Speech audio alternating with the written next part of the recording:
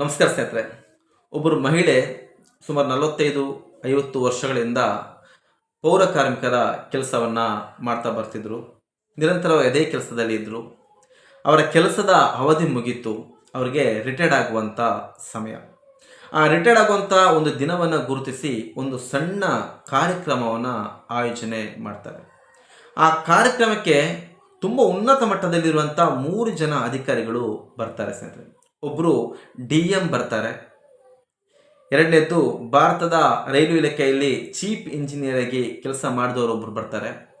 Medical ಇಲಾಖೆಯಲ್ಲಿ senior doctor ಆಗಿ ಕೆಲಸ ಮಾಡಿದವರು ಒಬ್ಬರು ಬರ್ತಾರೆ. 3 ಜನರು ಆ ಕಾರ್ಯಕ್ರಮಕ್ಕೆ ಹಾಜರಾದಾಗ ಬಂದಿರುವಂಥ ಜನಗಳಲ್ಲಿ ಒಂದು ಕುತೂಹಲ ಆಗುತ್ತೆ.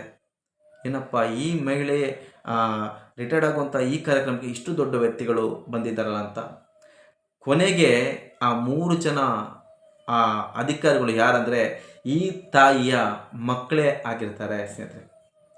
ಪೌರ ಕಾರ್ಮಿಕ ಕೆಲಸವನ್ನು ಮಾಡಿ ಅಷ್ಟು ಉನ್ನತ ಸ್ಥಾನಕ್ಕೆ ತಮ್ಮ ಮಕ್ಕಳನ್ನು ಅವರು ಬೆಳೆಸಿರ್ತಾರೆ.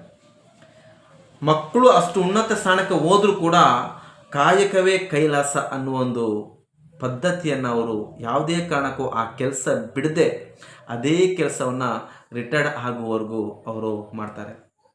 ಕೊನೆಗೆ ಆ ಮಹಿಳೆ ಭಾಷಣ ಮಾಡ್ತಾಳೆ. ನನ್ನ 3 ಜನ ಮಕ್ಕಳನ್ನು ಈ ಎತ್ತರಕ್ಕೆ ನಾನು ಬೆಳೆಸಿದ್ದೇನೆಂದರೆ ಅದಕ್ಕೆ ಕಾರಣ ನಾನು ಮಾಡಿದಂಥ ಈ ಕೆಲಸ.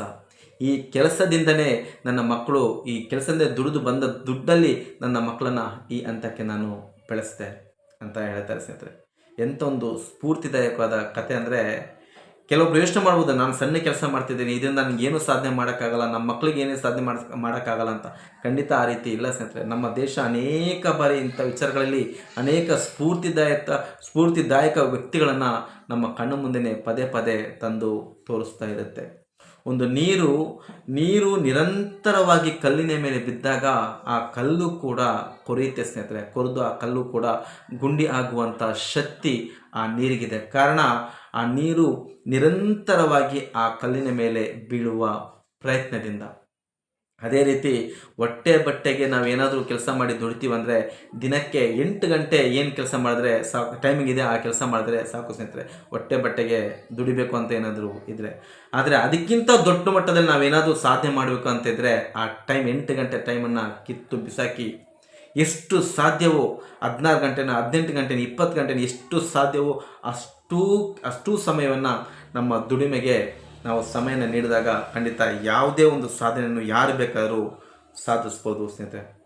ಆ ಮಹಿಳೆ ಮತ್ತು ಅನೇಕರಿಗೆ ಸ್ಫೂರ್ತಿದಾಯಕ ಆಗಿರಲಿ ಅನ್ನೋ ಉದ್ದೇಶದಿಂದ ಈ ವಿಚಾರವನ್ನು ತಿಳಿಸ್ತಾ ಇದ್ದೀನಿ.